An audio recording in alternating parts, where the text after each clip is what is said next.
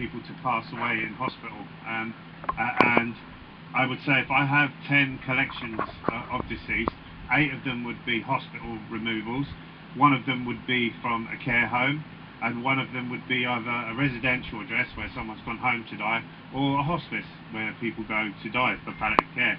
And we suddenly had an announcement on the TV from government that they were going to try and protect the most vulnerable in care homes, and that these care homes would be the places that were hit the hardest, which I kind of at the time thought was really strange, because I don't understand how a virus can attack a specific building.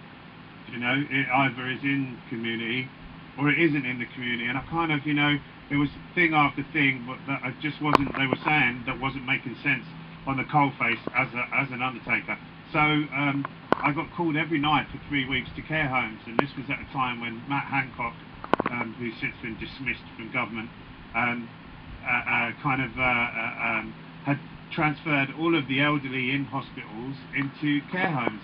He'd been very careful to label them all as COVID, and he put them into care homes.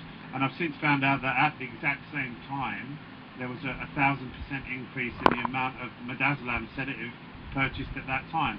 And there's an extensive paper trail that documents that very clearly.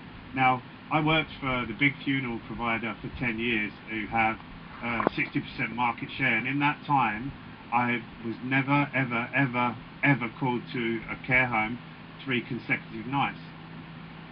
You know, so for me being a small family undertaker, to suddenly be called every night for nearly 3 weeks exclusively to care homes and nowhere else is remarkably, it's probably about as likely as me winning the lottery several times in 3 weeks.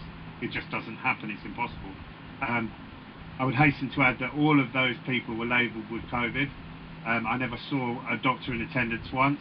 No doctor ever attended to my knowledge. I never saw a COVID test once. I never saw an incubator or a ventilator. So there was no need for those patients to be overdosed, shall we say, or heavily sedated to be intubated, because there were no ventilators. So I suspect that thousands of people were killed, euthanized in these care homes using midazolam. And on the odd occasion I did in fact see small files, perhaps on the bedside cabinet or in a bin, because I was actually looking for them at that point, you know, where they hadn't perhaps been as careful as they ought to have been doing that kind of thing. So that was something that was, you know, kind of raised alarms for me. And then as abruptly as that started, it finished. And then I had a pandemic guy ring me, and he introduced himself as a government-sponsored pandemic guy.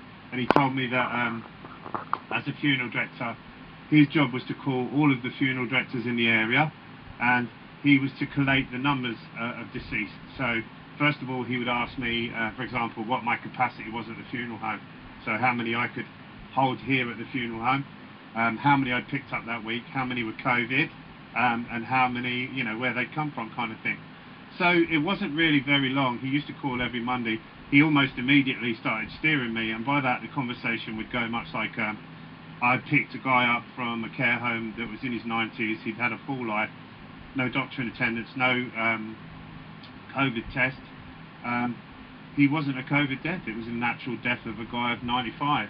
And I picked up someone from the local hospice who'd succumbed to cancer, was a terminal cancer patient. Both of them were instantly labelled as COVID.